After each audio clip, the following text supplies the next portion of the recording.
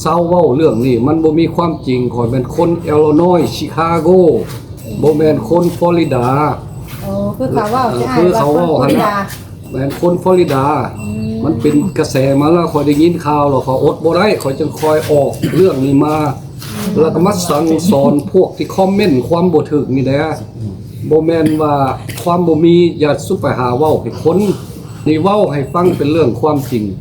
คอยมาในนามคนดีเขาบ่ได้มันหาเรื่องหาราวและความเว้านี่มันเป็นความที่บ่ถูกต้องบ่ดีบ่งามที่สุดว่าคอยเอาเงินเอาเมียเอาคำมาทิ่มเขาแล้วเอาเงินเอาคำมาจ่ายแบบนี้มันบ่เป็นความจริงเงินคอยเขาก็มีเองเมียกับปากันเขาก็มีส่วนเขา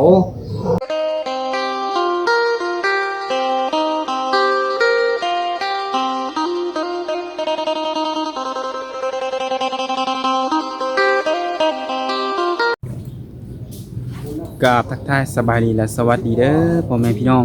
14หมู่สุขุสุคนเนาะบ่ว่าสิอยู่ฝั่งลาวฝั่งไทยและอยู่ต่างประเทศทุกคนมื้อนี้ก็ยินดีต้อนรับเข้าสู่ช่อง YouTube ของบ่าวเสือคือเก่าทุกคนมื้อนี้ทุกคนน้องบ่าวสัตว์ก็ได้เดินทางมาหาหนุ่มอเมริกาทุกคนเนาะได้มีการนัดหมายมาเจอกันด้วยความที่ว่ามีคนเว้าให้อ้ายเพิ่นนี้ใน Facebook เนาะเรื่องเสียหายเรื่องเงินเรื่องคำของเพิ่นนั่นแหละที่หาว่าเพิ่นนี้เอาเงินลูกเงินเมียบ่ขายที่อยู่ที่ยังอยู่อเมริกาเนาะมาเปย์ผู้สาวประมาณนี้นะมื้อนี้เพิ่นก็เลยสิออกมาชี้แจงว่าเงินส่วนที่เพิ่นเอามาเที่ยวในประเทศลาวหรือว่ามาเปย์ผู้สาวหรือมาหาแต่งลูกแต่งเมียอยู่ลาวนี่เป็นเงินของเราเองบ่หรือว่าเป็นเงินที่ว่าเอามาจากลูกจากเมียแท้บ่ทุกคนเนาะคลิปนี้มีคำตอบฟังคำปากฟังคำตอบจากปากของหนุ่มอเมริกาคนนี้ทุกคนเนาะไปดีเด้อข้าพเจ้านี่แม่นคนอเมริกาสบายดีเด้อสบายดีจากอิลลินอยส์ชิคาโกบ่แม่นคนจากฟลอริดาผู้ที่ลงข่าวไปหั่นว่าข่อยนี่อยู่ฟลอริดาแล้วก็เว้าความบ่ดีบ่งามว่าน่ะข่อยนี่พาลูกพาเมียเอาเงินเอาคำเราหั่นมาว่านให้ผู้สาวอยู่แถวนี้มันบ่แม่นมูลความจริงเรื่องอันนี้หั่นข่อยพาลูกพาเมียได้5-6 ปีแล้วก็เลยเป็นเรื่องเป็นราวที่เว้ากันมาแล้วว่าข่อยคนบ่ดีเฮ็ดแนวนี้แนวนั้นแต่ว่าข่อยมาโดยความถูกต้องเขาบ่แม่นมาหาเรื่องแล้วก็ซุ่มเจ้าเว้าไปหลายๆนี่มันเป็นกระแสไปเดี๋ยวนี้ข่อยอยากมาให้ความเว้าเบิดทุกคนเนี่ยเข้าใจเศร้าเว้าเรื่องนี้มันบ่มีความจริงข่อยเป็นคนอิลลินอยส์ชิคาโกบ่แม่นคนฟลอริดาคือเขาว่าหั่นน่ะแม่นคนฟลอริดามันเป็นกระแสมาแล้วข่อยได้ยินข่าวแล้วข่อยอดบ่ได้ข่อยจึงคอยออกเรื่องนี้มาแล้วก็มาสั่งสอนพวกที่คอมเมนต์ความบ่ถูกนี่แหละบ่แม่นว่าความบ่มีอย่าสุไปหาเว้าให้คนมันบ่มีความจริงมันอาจสิเป็นเว้นเป็นกรรมแก่เจ้าให้เฮียนไว้เรื่องคอมเมนต์คนนี่น่ะมันมีความจริงจังค่อยเว้าบ่มีความจริงบ่ต้องเว้ามานี่เว้าให้ฟังเป็นเรื่องความจริงค่อยมาในนามคนดีเขาบ่ได้มันหาเรื่องหาราวและความเว้านี่มันเป็นความที่บ่ถูกต้องบ่ดีบ่งามที่สุดว่าค่อยเอาเงินเอาเมียเอาคำมาทิ่มเขาแล้วเอาเงินเอาคำมาจ่ายแบบนี้มันบ่เป็นความจริงเงินค่อยเขาก็มีเองเมียกับปากันเขาก็มีส่วนเขาแต่ว่าลูกเมียเขาก็จิตใจแนวนึงอันนั้นก็แนวนึงเราก็เป็นจิตใจแนวนึงแต่ว่านี่หันจุดใหญ่มันละว่าค่อยเป็นคนฟลอริดาแล้วก็เอาเงินเอาลูกเอาเมียมาแล้วก็มาวานอยู่แถวหมู่นี้มันเป็นความบ่ดีบ่งามเลยอยากให้เบิดทุกคนนั้นเข้าใจผู้ใดสิออกซ่องต่อๆไปท่านก็ให้เข้าใจพอมันเป็นความบ่ดีบ่งามอยากให้เศร้าเว้าเรื่องนี้แล้วมันสิมีดอกผู้สิซอยกันต่อๆไปหั่นเดี๋ยวนี้เขาก็กำลังเว้ากันหลายอยู่ผู้ดีเขาก็ให้กันอยู่ก็เป็นกระแสมาเดี๋ยวนี้ล่ะบ่อยากให้เป็นต่อไปจะขอเอาซุ่มน้องๆนี่มาหลายซ่องมาแก้เพิ่นกลับวังแล้วนี่ล่ะแก้ไปแล้วเรื่องอันน่ะเว้าให้อันน่ะน้องมินตาหั่นก็เว้าไปแล้วระวังปากเด้อเบิดทุกคนนั่นเฮ็ดเว้าความบ่ดีเขาก็ยอมเบิดแล้วเดี๋ยวนี้ซุ่มนั่นน่ะบ่กล้าเว้าความบ่ดีแล้วมีแต่ย่องย่อสรรเสริญมีแต่มาเรื่องโตทั้งเมียนี่เดี๋ยวนี้มาเรื่องทั้งเมียก็บ่แม่นดอกเขาปั้นคันเองเขาปั้นกระแสแต่ว่าเมียนี่เว้าอยู่เพราะว่าเราเป็นคนแบบนั้นแล้วบ่เว้าให้เราจนเราสิเครียดให้ข่อยแต่ว่าเราก็ว่าดีเรื่องจิตใจเราเราก็เว้าธรรมดาจิตใจป้าโดนแล้วยังฮักเพิ่นอยู่คือเก่าน่ะเอาเป็นคนนั้น แต่ว่าก็ทิ่มบ่ได้แต่ว่าจิตใจเขาลางเทื่อเขาใจบ่ดีมากเขาก็เว้า โอ้ แต่ว่ามันบ่มีมูลความจริงหยังออกมาดอกมันเรื่องธรรมดาไปซื่อๆแล้วก็ เมียขอโทษ เจ้าอย่าหาเรื่องเว้าหลายขอโทษเจ้าเขาก็เว้าน้อยๆนึงดอกเรื่องมันเป็นมาบ่ได้เว้าจิบหายหยังเจ้าก็จะสู้ไปเข้าใจผิดหลายมันบ่แม่นความบ่ดีบ่งามที่เว้ามา อ๋อ ก็เว้าให้เราฟังแล้วให้ลูกสาวฟังแล้วให้ไปเว้าสู่ฟังอยู่อย่าบ่ควรสิเว้าเรื่องบ่เว้าเพราะว่าเราเป็นคนอย่างนั้นแต่ว่าบ่เว้าความบ่ดีให้เราดอกเราดีเบิดฮักแพงเราคือเก่ามันก็บ่ทิ่มคือเก่านั่นล่ะแล้วก็เรื่องนี้ก็จุดมันก็จังซี่ล่ะอยากให้เศร้าเว้าเรื่องนี้ขอยบ่ได้เอาเงินเอาคำลูกเมียมาวานถิ่มเดี๋ยวนี้ขอยปามา 4-5 ปีแล้วทงไผทงมันเฮือนไผเฮือนมันอยู่แล้วแล้วก็ผู้เอาออกมาเว้านี่มันแบบว่าความบ่ดีบ่งามบ่ฮู้ฮอดที่อยู่ข่อยอยู่ใส่ก็เว้าไปแล้วก็เว้าไปความบ่ดีนี่แหละสำคัญที่สุดละเรื่องนี้น่ะเพราะว่าเฮาลงมาเฮาคนอเมริกาบ่แม่นข่อยสิมาหาเรื่องหาราวแม่นอยู่บางคนก็มาถึกหลอกถึกลวงเดี๋ยวนี้นั่นล่ะแต่ว่าข่อยก็มาในนามถูกต้องเดี๋ยวนี้มันบ่ถูกต้องอันนี้ความเว้าหั่นแต่ว่าเรื่องจิตใจของข่อยอยากเฮ็ดหยังข่อยก็เฮ็ด ได้มาดินมาเที่ยวนี่มาถูกต้องเบิดนะแต่ว่าค่าอย่างเดียวคือหลายคนน่ะบ่เข้าใจกับสิ่งที่อ้ายเฮ็ดอ้ายทำเนาะก็เลยอ้ายก็เลยแบบว่าอยากมาชี้แจงเกี่ยวกับหลายคนเข้าใจอ้ายผิดตอนนี้เนาะ แม่น ไท ดี ยดิ ล่ะ นไทยดอนเอาเงินเอาคำจากตัวเมียมาเที่ยวมาดินประมาณนี้ ที่จริงน่ะเงินที่อ้ายเพิ่นใช้เพิ่นจ่ายก็เงินเป็นแบบว่าหาด้วยน้ำพักน้ำแรงของอ้ายเพิ่น แม่ เนาะ นแม่นแม่น โอ้ อันเรื่องลูกเรื่องเมียมันแบ่งปันกันเบิดแล้ว คนอเมริกาเขามีหยังเขาก็ขายแบ่งครึ่งกันเบิดละ แต่ว่ามาเว้าแบบนี้ มันก็จิบหายเนาะว่า มันก็เสียหายเนาะ เสียหายนักแล้ว จริงเนาะ มันบ่แม่นเลยละบ่ได้เอาเงินเมียมาแค่ร้อยบ่ได้ แต่ว่าเฮาแบ่งปันกันแล้ว แม่นเรียบร้อยเบิดแล้ว เรื่องนั้นถูกต้องตามกฎหมายแล้วค่อยลงมานี่เขาก็มีหนังสือมีนี่มีนั่นเบิดก่อนสิมาแต่งงานได้ก็ต้องถูกต้องคันบ่ถูกต้องเขาก็หมายคอยไปเอาสารเอาหนังสือมาเรียบร้อยแล้วเขาเป็นคนถูกต้องขอเป็นคนอเมริกาซิติเซนแท้ๆแต่ว่าขอคนลาวแต่ว่าขอมาถูกต้องบ่มีปัญหาคอยเข้ามาอยู่ในนี่ขอมีพาสปอร์ตมีวีซ่าเรียบร้อยแปลว่าถูกต้องตามกฎหมายแต่จังซั่นละบ้านเมืองน่ะให้เบิ่งเอาแล้วผู้ใดเว้านินทาหลายก็เศร้าซะให้เว้าความดีแท้ขอยก็ลงมาหาลูกหาเมียเทื่อพ่อขอยก็อยากได้แนวนั้นอันเว้าไปหลายเทื่อหลายที่อยู่ว่าจิตใจของข่อยอันเขามักนุ่มๆน้อยๆอยู่ข่อยมักแนวนั้น แต่ว่าบ่เว้าให้กัน คนแก่กับตัวเป็นคือกันคนน้อยกับตัวเป็นคือกันบ่ต้องเว้าให้กันให้เว้าแต่ความดีๆผู้ที่สนับสนุนนั่นให้มีลูกมีเต้ามีเป็นเพื่อนเป็นซานไปตลอด1,000 ปีผู้นั้นเว้าดีผู้อัปปีกันเว้าแนวบ่ดีระวังฝีปากซุมเจ้ามันสิย้อนขึ้นปากเจ้าระวังเด้อว่าโทษหลายๆวัดทุกคนเด้อโทษโอ้ยขอบใจละลายขอบใจละลายเด้อ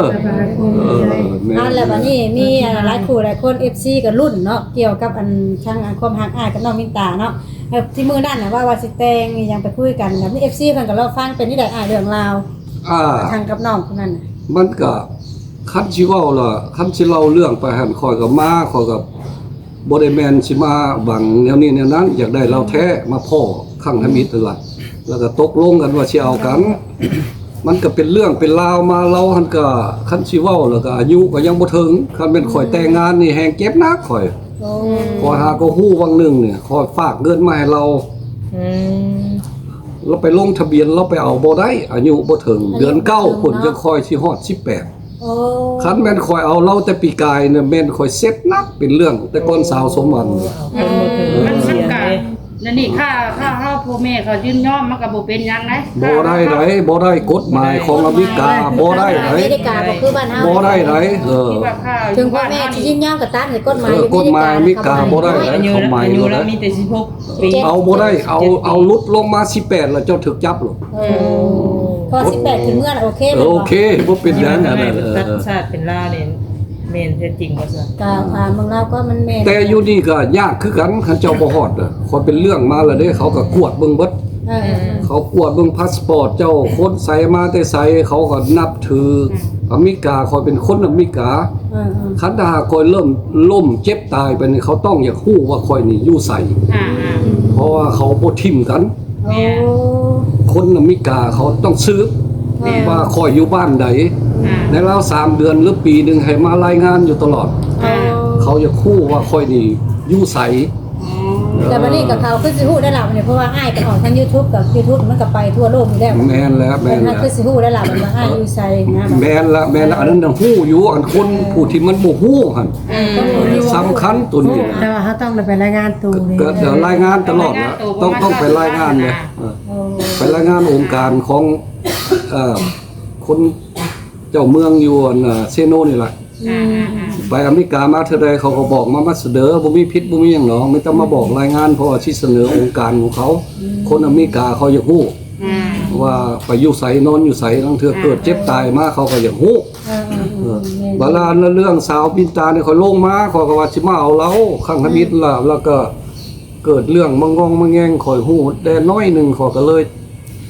บ่เข้าเรื่องกันล้มกันก็บ่เข้า แล้วอ้ายฮู้ว่าสาบาที่ว่าเราบ่มักเพศชายเรามักเพศเดียว ยังว่าอันนี้ยังล้มไปสุดท้ายอยู่ สร้างว่าสิสอะไร ถ้าเรามักเพศเดียวกันนี่เราบ่ อันยังว่าอันนี้เรื่องสุดท้ายตัวนี้น่ะอันเรื่องทมิตรนี่ข่อยมาพ่อเราข่อยก็บ่ฮู้เรื่องไผละจักไผสิเป็นหยังข่อยก็บ่ฮู้แล้วจักไผเป็นไผละฮู้แต่เรามาเป็นคนที่5ที่เสนอไปครั้งแล้วหั่นมาพบเราแล้วก็เอาบ่เอาแต่งงานบ่เอาเท่าใดสินสอดอันนี้เท่าใดก็เอาก็ตกลงเบิดบัดแล้วข่อยว่าสิมาแต่งงานบัดนี้น่ะเงินเอามาหน่อยมันบ่พอก็เมื่อเอาเงินไหมบัดนี้มาใหม่แล้วก็ฮู้เรื่องน้อยนึงเว้าบ่เข้ากันเราก็ว่าบ่เอาเนาะว่าซั่นก็เลยแยกไปหาคนอื่นแล้วก็เจอไปก็มาเจอสมหวังนี้บัดนี้เจอสมหวังแล้วก็เอากันก็เป็นเรื่องไปเพราะว่ามื้อเดียวเอารถมันก็บ่ถูกต้องผู้ใหญ่ก็เว้าหลายคนอยู่ต้องเบิ่งก่อนบ่แม่นสิเอาบาทเดียวผู้สาวก็หลายคนห้ามอยู่ว่าเอ้ยข่อยขอเจ้านี่ลาวเดือน2 เดือนนี่ก็ให้โอกาสข่อยแด้บ่แม่นสิเอาบาทเดียวเห็นบ่เจ้าเอาสาวสมหวังมื้อเดียวเอาโลดเป็นเรื่องนักอายเอ้ยเดี๋ยวนี้น่ะ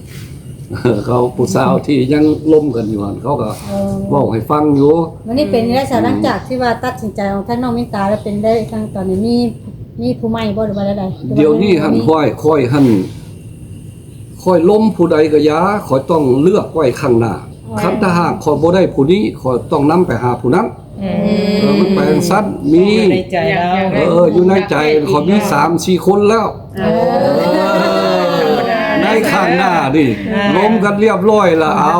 อ้ายเบิดแต่ว่าให้อ้ายแล้วเรื่องผู้นี้ก่อน ทางคนแต่ละคนก่อนเนาะ ให้ผู้นี้แล้วไปแล้วจะคอยสิต่อไปผู้ใหม่คันผู้ใหม่บ่ได้ขอยก็เอาผู้นั้นต่อไปเลี้ยงแถวไว้แล้ว 3-4 คนแล้วคอยหัวอยู่ดิเว้าแล้วก็ว่าคอยเว้าเล่นมันบ่แม่นเว้าเล่นล่ะ แต่ว่าพุทธวิทย์มันสมหวังหรือว่าเป็นไปได้ค่ะ แล้วเลยขอยมาบังเอาเด้บางแตงหั่นล่ะมันดักโชคชะตา โดยทำมันแกน แม่นมันล่ะขาดบ่ได้เดี๋ยวนี้หั่นผู้ที่2แม่นน้องมินตาเนี่ยคันเว้าทำอิฐท่านน้องมินตาก่อนหมูเว้าบ่เข้ากันได้ยินเล็กๆน้อยๆเขาก็เลยห่างไปหาผู้อื่นบัดนี้ก็เลยบังเอิญมาเจอน้องอันน่ะสมหวังนี้บัดนี้ก็เป็นเรื่องมากับป้ากลับขึ้นมาหาน้องมินตานี่คือเก่าเพราะว่าสงสารเราเคยเว้ากับเราแล้วว่าข่อยสิเลี้ยงเรารับเลี้ยงเราบัดนี้ข่อยสงสารว่าข่อยปล่อยเราไปแล้วเราอาจสิเป็นทุกข์ข่อยเลยคิดฮอดแต่อย่างเดียวนั่นล่ะเดี๋ยวนี้ยังสงสารเราถึงป้าก็ยากข่อยญาติเป็นเรื่องแห้งเดี๋ยวนี้คันเราโทรกลับมาว่าข่อยสิเอาอ้ายเดี๋ยวนี้เซ็ตข่อยก็เลยเว้ากับผู้อื่นอีกอยู่เด้เดี๋ยวนี้เอาก็ยังว่า ได้เนาะ มันสิตำกันบาดนี้น่ะมี3 คนสิตำกันเดียวนี่เซ็ตข่อยน่ะ ยันรถไฟต่ำกัน จักสิเอาผู้ใดบาดนี้โอ้ยข่อยละอุกใจอยู่เดี๋ยวนี้ มันมีหลายคนน่ะดี เอาผู้ใดก็มันเป็นตาฮักผู้ใดก็เว้าดีเบิดอายุเท่าไรหาย ผู้อันหนึงหัน19ผู้ที่เว้าเดี๋ยวนี้หันอยากมาอยู่นำมัน18แล้วก็น้องจินตานี่บ่ฮอดซ้ำอายุเพราะว่าคันเราตกลงสิเอานี่เดือน9เจ้าสิฮอด18 ปีจังค่อยเอากันล้มเป็นหมู่เป็นคู่กันเดี๋ยวนี้ค่อยบ่เว้านำเรา คอยมีแต่รับปากว่าคันเจ้าข้อมาคอยสิรับเจ้าอยู่บางเอิญเขาเล่าข้อมานี่เซ็ตคอยก็ยังว่าโอ้ยตายแล้วคอยเจ็บเสียเด้อเลยไข่ก็บ่จักไข่บ่จักห้องแล้วความหักเนาะคอยได้ล้มผู้ใดละคนละหักผู้นั้นทิ่มบ่ได้ก็เลยสงสารจังซี่แนวใดนี่ก็ล้มให้ฟังน่ะเรื่องอันนี้ชีวิตคอยลงมาตามหาคู่ขอบ่แม่นมาหาเรื่องหาราวผู้ใดได้ก่อนขอก็เอาผู้นั้นโชคร้ายมาถึกสองเดี๋ยวนี้สาวมินตานี่ก็ซ้ำว่าเซาแล้วโทรครอบแล้วเมื่อวานเมื่อก่อนนี่คันเจ้าสิเลือกทางเดินของเจ้าแบบนี้ เจ้าก็เลือกเอาขอก็ปล่อยเจ้าไปขอก็สิไปเดินตามทางค่อยนี้คันเจ้าสิเอาแล้วค่อยรับคันสิเอาแล้วเอาเพราะว่าค่อยเป็นคนจริงใจแท้ขอบอกว่าอย่าทิ่มค่อยคันเจ้าทิ่มไปแล้วคนอื่นเขาสิเอานายไว้นี่โลดแม่นนี่บาดนี่โทษเด้อเว้าซื่อๆนี่ ก็แม่น ป้าสาวสมหวังนี่มื้อเช้ามาไปหาสาวมินตาโลดบ่มีโศกเศร้าออกจากน้องมินตามานี่มีผู้นี้อีกเดี๋ยวนี้บ่ได้โศกเศร้าอีกเดี๋ยวนี้แต่ว่าบ่ทันออก YouTube เด้อบ่ให้บ่อยากให้เป็นเรื่องไปอีก บ่ได้กับผู้สิครบเดี๋ยวนี้เนี่ย ดีละ บ่พาให้ออกซื้อ บ่ เนาะ บ่ มีแต่ว่า ให้มิดไปก่อนให้คอยแต่งงานแต่งงานเรียบร้อยแล้วแล้วจึงคอยสิพากันออกให้บ้านเมืองฮู้อีกผู้ที่3ถ้าผู้ที่4ก็บ่ฮู้อีกจักสิเป็นแนวใดอีก ผู้ที่4ที่5บ่เว้าหยอกกับแม่นอยู่แต่มันเป็นความจริงเด้อ ทำแกมี ค่อยก็จักคนเป็นแนวใดไปทางใดก็คือว่า มีแต่คนหูจักบ่ อยากได้โคกับผู้สาวเล็กๆน้อยๆระเบิดน่ะเขามากจังซั่นเพิ่นไปล้มไปเล่นเขาเจ้าก็ว่าเอาบ่ได้แก่บ่เจ้าบ่แก่ดอกอายุแก่ก็อย่าข่อยมักข่อยสิเอาคันเอาก็เอาก็ล้มกันไปจังซี่ล่ะผู้ใดก็เอาเบิดทั้งละบ่มีว่าไผบ่เอาดอก อ้ายขอถามดิตอนเจ้าตอนเป็นวัยรุ่นนะเขาสิหน้าตาเขาสิดอกผู้หญิงนะ ว้าวไปโลดเจ้าว้าวไปโลดหลายคนว้าวล่ะบ่ข่อยบ่ว้าวแนวนั้นล่ะข่อยก็ธรรมดานี่ล่ะตั้งแต่ข่อยไปวัดมานี่มันผิดนี่ผิดนั่นข่อยก็ไปแก้บ้านแต่คณะอาจารย์เนี่ยทั้ง3ผู้สาวเจ้านี่มีจักคน5คนแล้วอายุจักปี18 19 18บาทโทษพอออกนี่คือว่ามีเสน่ห์อย่างเนาะว่ะ บ่มีเสน่ห์ว่ะอาจารย์จนออกปากก็ยังว่าโอ้ ได้ ฮะ อันมี FC เพิ่นถามว่าถ้าเจออ้ายพอดีจะถามแน่ว่าเฮ็ดได้ผู้สาวคือมักหลายถ้ามีเฮ็ดเสน่ห์แบบไรแน่มีเสน่ห์หยังบ่จังซี่นะแนะนำเพิ่นได้กว่าเพิ่นก็อยากมีลูกมีเมียกัน แม่นก็จังว่า มันอยู่กับฝีปากเนาะคือข่อยล้มนี่ล่ะส่วนหลายเขาล้มความดีความนั่นเบิดเขาบ่เว้าความบ่ถูกต้อง ความเลยต้องเว้าความแท้คนฟังมันก็คือว่าแท้เนาะ มาเบิ่งแล้วว่า ขอรบกวนจักประมาณ10นาที ขออนุญาตหน่อยหนึ่งเด้อ โดยครับแต่ แล้วก็นั่นละ บุยแล้วเนาะ มื้อวานนี่ก็ไปซื้อปิ้งไก่อยู่หั่นมีเขาเจ้าแล่นออกมาโอ้ยมาขอถ่ายรูปน้องคนดังเลยดูว่าซั่นมาถ่ายโลดว่าซั่น โดย ถ่ายแล้วโอ้ยอ้ายนี่คือมีเสน่ห์อีหยังสอนให้ได้ดูว่าซั่นบ่มีว่าเลยมีแต่เจ้าล้มเอาเด้อฝีปากเจ้าน่ะ กูอยู่ข้างห้องก็ยังได้สินีอยู่จัก แม่คนยังยิ้มอยู่เด้ข้างหน้า โดยในสาวได้คนนี้สาว แม่นก็ โดยจำได้แล้วว่า แล้วแต่ผู้ใดอยากถามนั่นได้ก็ถามไปโลด จำได้อยู่นะ ผู้ใดอยากถามนั่นได้ก็ถามไปโลดเรื่องข่อยเว้านี่มีแต่ความจริงเบิดมีแต่อยากสอน YouTube นี่ล่ะผู้คอมเมนต์นี่ล่ะจุดใหญ่ของมันบ่มีไผเว้าให้เขาดอกคอยนี่ล่ะเป็นคนข้างธมิตร ก็ว่าอย่าง เทื่อนี้เทื่อที่สองล่ะคอยสอนคุณน่ะ โซเชียลนะ บ่ให้เว้าโลโลเลแก่คนเขามาเขาอยากได้หยังก็ย่าเขาเกิดคอยว่าคอยอยากไปกินสินกินทานทำโรงเรียนนำเขาดีก่อนก่อนจะสิเอาเงินมาวานให้ผู้แซ่ผู้สาวจิตใจของข่อยทานโรงเรียนเขาก็บ่ดีใจขอยมาทานผู้สาวก็จิตใจข่อย ในเรื่องขออนุญาตถามเด้อมี FC เพิ่นว่าอยากให้น้องแนะนำอ้ายว่าอันเงินที่เอาไปเตะอุตสาหซะหน่อยนี่คือบ่เอาไปแบบ บริจาคคนทุกข์คนยากอย่างเช่น แม่น อ้ายเคยคิดแบบจะไปบ แม่ ริจาคน แม่นเรื่องอันนี้หันค่อย มันคนละอย่างกันตัวนี้เนาะ ค่อยเป็นคนที่ทำบุญมานี่วัดค่อยก็สร้างพอไปขึ้นทนลิงเฮ็ดลายพอไปไสเขาก็ให้เบิด เอา อันนี้เรื่องหนึงต่างหากเรื่องกินทานเนี่ยมันบ่สู้ค่อยดอก เพราะว่ามันอันนี้ก็ยังบ่ถาม แม่ ให้ น เพิ่ แม่ น น ว่า แม่น นี่นะเพิ่น แม่น ฝาก แม่น ให้ แต่ว่าอันนี้เรื่องจิตใจของการเล่นสาว ขอยมักเด็กน้อย มันคนละเรื่อง มั เนาะ กนั่นเด้อบ่ต้องเข้ากัน อันนั้นเรื่องทานกับเรื่องหนึง โดยแม่ คอยกินทานหลายกว่าซุ่มเจ้าเว้าหั่นละ โอ้ อันเรื่องนี้บ่ให้ตัวดอกคอยมีฮอดทูปมีฮอดวัดคอยเห็น เรากินทาน คอยมีมาโอ้ยหลายแล้วคอยจึงคอยมีบุญมาเจอปานนี้ล่ะ ก็ เออ ถือว่าอ้ายคนนี้ทำบุญมาหลายแล้ว โอ้ยหลายสุด ผู้บางคนน่ะอาจเชื่อว่าตอนที่อ้ายเพิ่นทำบุญไปทานเงินทานคำให้บ่ทุกข์ตกทุกข์ได้ยากเนาะบางทีอาจสิบ่ได้ออกคลิปเพิ่นอาจสิบ่เห็นหน่อยเนาะ บ่คอยบ่เป็นคนที่ออกคู่ขนาดคอยสร้างวัดอันนี้อันนั้นมาคอยเฮ็ดบ่แม่นน้อย เบิดเป็นเท่าไรพุ่นล่ะอยู่อเมริกาน่ะวัดก็วัดบางใหญ่พุ่นคอยเฮ็ดอยู่นั่นตั้งแต่บ่มีขึ้นมาพุ่นคอยเป็นคน ที่ แต้ม เพิ่นอาจบ่เห็นเลยเนาะ เฮ็ดนี่เฮ็ดนั่นล่ะ แต่ว่าเรื่องนี้มันธรรมดาดอกจิตใจผู้บ่ฮู้ แม่ ก็เว้าให้ฟังเดี๋ยวนี้คันอยากฮู้น่ะเรื่องทำบุญนำทานนั่นแต่คนธรรมดานี่ข้อยก็ยังทานไปเบิดขอบ่ได้เว้าจิตใจของข้อยเป็นคนแนวนั้น แต่ว่าเว้าให้กันแนวนั้นบ่ถูกแต่ว่าอันเรื่องผู้แซ่ผู้สาวนี่เงินคำมันคันเฮาบ่เอาเงินให้เขาเขาก็บ่เว้านำเฮา เขาก็ต้องมีเล็กมีน้อยให้เขาไปพ่อปั๊บจริงใจไปพ่อปั๊บนี่เขาก็ถามรวดโอ้ยฝนน้องบ่ดีเนาะก็เอาเงินให้ไปซื้อฝนน้ำบ่ออกเนาะเขาก็บอกจอน้ำให้ให้ไปเบิดล่ะดอกไม้บ่มีบ่เขาก็สั่งดอกไม้มาให้แต่ละคนคอยเป็นเรื่องนั้นเรื่องการทำบุญนะแต่ว่าผู้เว้าอยู่ว่าเอาเงินไปสร้างโรงเรียนแล้วนี่นั้นได้บุญก่อน แต่ว่ามันคนละแนวอันนี้คนมากแบบนี้เว้าให้ฟังกันล่ะเข้าใจไปเบิดทุกคนเนาะบาดนี้เห็นเขาเว้าหันเดียวนี้หันคนกันหลายโทรมาหาคอยหันคอยมีลูกแส่หลานสาวเอาบ่อยู่เมืองไทยก็โทรมาเพราะว่ารับบ่ได้ขอให้คอยไปตามเรื่องคอยก่อนถ้าอยากได้ก็ส่งฮู้มาให้ YouTube หัน YouTube เบิ่งหันคอยมีโอกาสคอยก็สิล้มโทรมาเมื่อวานนี่ก็โทรเขาอยู่ปุ่นมุกดาหารพุ่นเพราะว่าเขามีลูกมีหลานอย่างนี้นั่นคันมีลูกมีเต้าแล้วบ่ต้องโทรมาแล้วคอยบ่เอา แล้วว่าง่ายคืออ้ายนี่เขาว่าไม่ห้างไม่หยังนี่บ่มัก บ่เอาก็ยังว่าเรื่องของมันกับชาวสมหวังนี่แหละก็เป็นเรื่องกันมาแล้วสุดท้ายแล้วเราว่าเราเป็นห้าง โอ้ ขอก็เลยว่าก็ยาคันเจ้าเป็นห้างขอก็สิรับเอาซะเจ้าเป็นน่าสงสารหลายถึงเจ้าสิเป็นหยังมาข่อยก็เอาคันข่อยรับคนก็ขอบ่ติคือสาวมินตานี่เจ้าสิเป็นหยังมาก็อย่า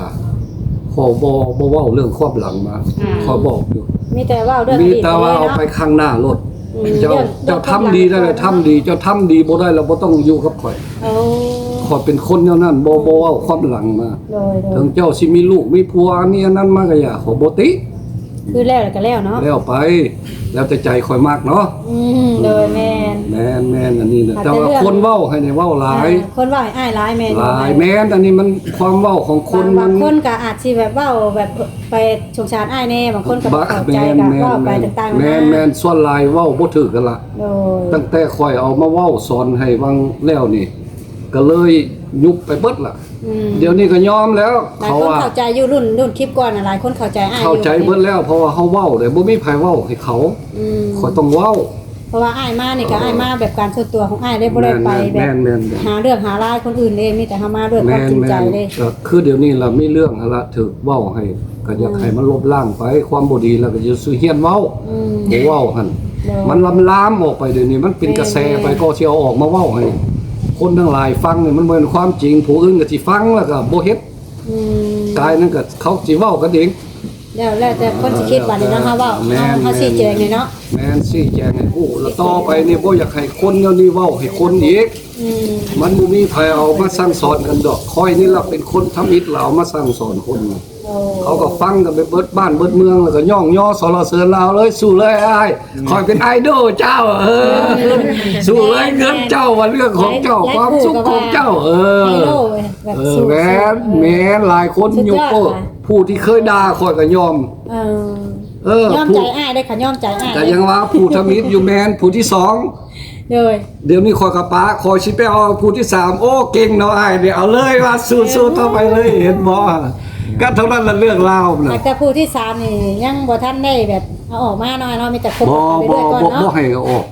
มีแต่ว่า ผู้ มันเป็นบทเรียนได้เด้เนาะอ้าย ผู้ที่3ผู้ที่4ผู้ที่5ขอยก็บ่ให้ออกแล้ว โดย เพราะว่าเคยน้องมินตานี่เสียใจหลาย อืม ขอบ่ตีเรื่องที่เราเป็นมาหั่นเราก็ให้ห้องอยู่เดี๋ยวนี้ก็ โอ้ สงสารเราอยู่จักเสียแนวใดล่ะมันเป็นไปแล้วเด้ แม่น ผู้ ขาดสิบ่ได้กันน้อยเนาะ ขาดสิบ่ได้คอยสิเอาเราแล้วนะมันเป็นแนวไป ขาดสิบ่ได้ บ่ได้ขาดบ่ได้บุญบ่มีบ่ถึงกัน แล้วมันมีแนวบอกข่อยเจ้า คอยขอบใจหลายที่สุด เลย บอกกับน้องสมหวังเนี่ยเขาก็ฮักเราก็ฮักคอยหลายที่สุด มันฮักมีแนวผู้หนึงมักแนวหนึงผู้หนึงมักแนวหนึงก็เลยบ่เข้ากันก็ว่างกันซื่อๆนี่บ่ได้ผิดบ่ได้เถียง เพราะว่าความหัก ไปกันบ่ได้เนาะ ไปกันบ่ได้ เนาะ เพราะว่า คนละทาง เลือกคนละทางเขอกับป้า คนละทางแม่น มาถึกน้องมินตานี่อีกเดี๋ยวนี้ก็หลายเรื่องเข้าแล้วเขาก็ลบล้างขอไปคนละทาง โอ้ แล้วก็เดินทางมาดีๆกำลังออกกระแสบ้านเราว่าค่อย ไปซื้อบอลซื้อนั่นมาที่เอาสาวใหม่นี่18นี่โอ้ยแฮกเว้ากันซื่อๆอยู่ อันที่ว่าซื้อบ่นอนเนี่ยคืออ้ายซื้อมานอนเองบ่ได้ว่าได้ ก็มันนอนเองแล้วมันบ่มีเด้ โอ้ บ่ได้มีได้ บัดนี้หลายคนละคนรถเห็นอ้ายไปซื้อบ่นอนแล้วก็เข้าใจผิดกันอีกตัวนั้นก็ได้ว่าอ้ายน่ะซื้อบ่นอนให้ผู้สาวมาบัดนี้ บ่ได้ซื้อให้เราซื้อมาสิอยู่นํกันนั่นล่ะ โอ้ ซื้อมาอยู่บ่นอนบ่อ้ายมาเซาใหม่นี้ ผู้สาวหั่นเขายังสิตัดสินใจกันอยู่คันเราสิมาอยู่แล้วแปลว่ามาอยู่นํกันแล้วอาจสิเป็นลูกเป็นเมียกันเลย โอ้หากแต่ตอนนี้ยังบ่ ตอน เข้า นี้ เนาะ ยังกำลังล้มอยู่ให้เข้าใจกันจริงๆก่อน เออ คันบ่ได้ผู้นี้ขอกลับไปเอาผู้ใหม่เท่บ่ได้ตัว เป็นไห้เป็นห้องอยู่แล้วกันนี่ล่ะผู้อย่างไรก็บ่แม่นเว้าแท้บ่แท้แต่หากบ่คายหน้าออกมาผู้นี้ผู้นั้น แม่นหากแต่ว่าถ้าคบกับคนนี้ก็คอยความหักเป็นจริงเนาะ แม่นผู้ใดก็อย่าผู้ใดก็อย่าขอให้เป็นจริงเอาแท้แล้วก็แล้วไป เป็นจริงเนาะ จบไปเลยโลดนะอันนี้มันเป็นเรื่องไป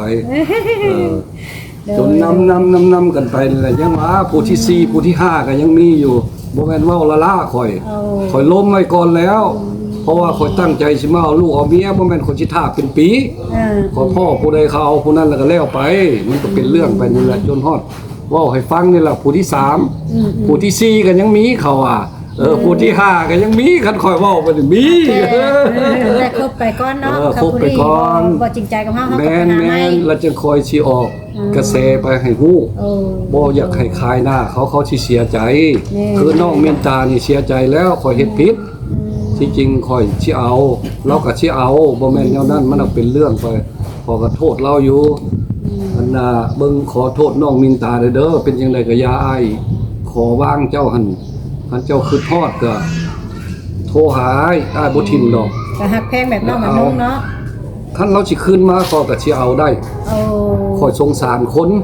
เอาอ้ายสมมุติว่าอ้ายเอาเราไล่บัดเราบัดบ่มักเพศชายนี่ใช่ไหม บ่นั่นเรื่องหนึงบ่เราเอาเบิดเราทิ่มเบิด สิเป็นเพศยิ่งเป็น บ่ ชาย เฮ็ด เขา แบบนั้ มาน เขามามักอ้ายกันอย่าง แต่ว่าเรื่องเป็นเพศนั้นเราอายุ16 17เรายังเป็นเด็กน้อยอยู่ โอ้อาจจะยังคิดบ่ได้ ผู้ที่มาอยู่น้ำมันเป็นลูกเลี้ยงแม่เรา มาอยู่น้ำกันแล้วเขาก็เล่นคือละครก้มเด็กน้อยนี่นะ อยู่น้ำบ้านน้ำซองจูบแก้มป๊ดๆแป๊ดๆไปซะนะ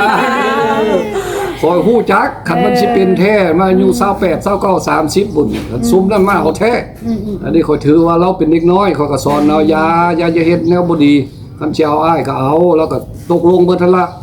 สิเอาเบิดแล้วตกลงมาแล้วเราตัดสินใจละก็เลยเป็นเรื่องนี้ซื่อๆจังค่อยเกิดขึ้นเดี๋ยวนี้เราให้ห้องอยู่เข้าก็บ่กิน เข้าใจเนาะไอ้เนาะบ่เข้าใจ เขา กัน ก็ เนาะ สงสารเราอยู่เราว่า เจ้าเฮ็ดแนวนี้ใส่ข่อยนี่ข่อยอายหลายเราอ่ะ โอ้ เราอายหลาย แม่หันว่าน้องหันให้อยู่เดี๋ยวนี้อยู่ในห้องหันพอก็สงสารเราเสียจังได๋มันเป็นความผิดไปแล้วเขาบอกน้องก็บ่ฟังสิไปย่านอีหยังเฮาสิเอากันอยู่แล้วให้โลกเขาฮู้จักว่าเฮาสิเอากัน แม่นๆ เราก็มีแต่อย่างเดียวบ่อยากออกเพราะเรามีเบื้องหลังเราหลาย โอ้อยาก เราบ่อยากให้ออกวันนี้ก็แตกออกมาหลายเลยเด้เดี๋ยวนี้น้องเอ้ยโทษเด้อเจ้า อ้ายเฮ็ดให้เจ้าเป็นเรื่องนักเสียใจอยู่แต่ว่าสู้เอาชีวิตน่ะ โอ้ อ้ายบ่ทิมแต่ว่าคันสิคืนมาก็สู้นี่แหละแต่เอาระวังนะอ้ายไปหน้าแล้วได้น้องเอ้ยเจ้ากลับมามันสิต่ำกันได้บาทเดียว โดย โอ้ยโทษ การจะรถไฟต่ำกันแน่เนาะ ต่ำแท้แล้วก็ขอยไปหน้าล่ะ นี่ครับไปหน้าเฮาก็บ่อยากกลับขึ้นหลังเนาะ บ่แล้ว เอาไปหน้าอย่างเดียว ไปหน้าก็ขอบอกน้องแล้วก็วางกันไปกันแล้วคันเราสิ ไปหน้าอย่างเดียวก็หากแต่ว่าอยากเจอผู้สาวคนใดก็อยากให้อ้ายเบิ่งใจกันโดนเติบไปหาได้เลยเด้อ แท้ก็แม่น เพ หั่น ราะว่า ล่ะ เขาจะได้ฮู้นิสัย มัน เขา เป็ เด้ นบทเรียนมาแล้ว แม่อ้ายก็มีบทเรียนมาแบบว่าเสียเงินเสียค่าหลายแล้ว แม่ นะ นแม่น เพราะว่าเดี๋ยวนี้น่ะหลายคู่หลายคนก็เป็นห่วงอ้ายเรื่องที่แบบว่า แม่น ย่านถูกตัวถูกดอก แม่นแม่นแม่นก็หลายคนเว้าแนวนั้นล่ะ แต่ว่าข่อยก็ยาอันเรื่องอันนี้ เจ้าบ่ฮู้ดอกผู้สิตัวน่ะ แม่นเฮา คือข่อยเว้าไปหั่นล่ะ ใจกันโดนเติบ เขาว่าเป็นหยังบ่เอาผู้อายุสูงหันเดี๋ยวนี้เขาก็ยังเว้าอยู่กระแสหั่น แม่น แต่ว่าข่อยแก้มาแล้ววางแล้วนี่ ก็คือเฮามักเนาะ 40ก็ตัวเป็นข่อยเอาผู้น้อย18 ปีนี่ข่อยสอนเอายังดีก่อนจืนไข่บ่เป็นเขาผู้บรรฮู้แล้วแหงตัวเก่ง โดย มันแม่นแท้ เขา แล้ว ก็ เนาะ รู้ใจคือว่าแหละเนาะ แม่น เขาก็ แม่น รู้ใจเขา ผู้น้อยเขาก็ยังตัวบ่เป็นเขามีแต่เล่นก็แนวหนึง บ่เป็นหยังพี่น้อง บ่เป็นหยังเนาะ ตัวขึ้นกับคนนะ ความ เนาะ หัก แม ของอ้าน ย แม เพิ่ น น แต่ว่าถึกแล้วหมู่ครูอยู่ในเวียงจันทน์เขามาถึกหลอกหลายแล้ว โอ้ ปลุกเกือนปลุกซานล่ะเฮ็ดห้านอาหารให้นี่นั่นไม่ห้างไม่ไม้ล่ะ อืม ผลสุดท้ายเขาเอาอย่างเดียวแล้วก็หนี นี่เลย เราก็จนบ่กล้าลงมาข่อยสิมาเอาสาวมินตานี่เราก็ไล่ผู้คู่เล่าหั่นล่ะ สินำลงมาบาดนี้ฟังไปฟังมาบ่เอาแล้วเราอ่ะคอมเมนต์มาเราก็บ่เอาเรายอมเลย เราว่าเล่นไปธรรมดาเอาผู้หญิงเต็มบ้านเต็มเมืองอยู่ท่านอยากได้แนวนั้นขอบ่เอาเท่านั้นล่ะเท่านั้นแล้วเนาะเรื่องมันน่ะ โดย ใจละลายเด้อเอาขอบใจเด้อ ขอบใจทั้งอ้าย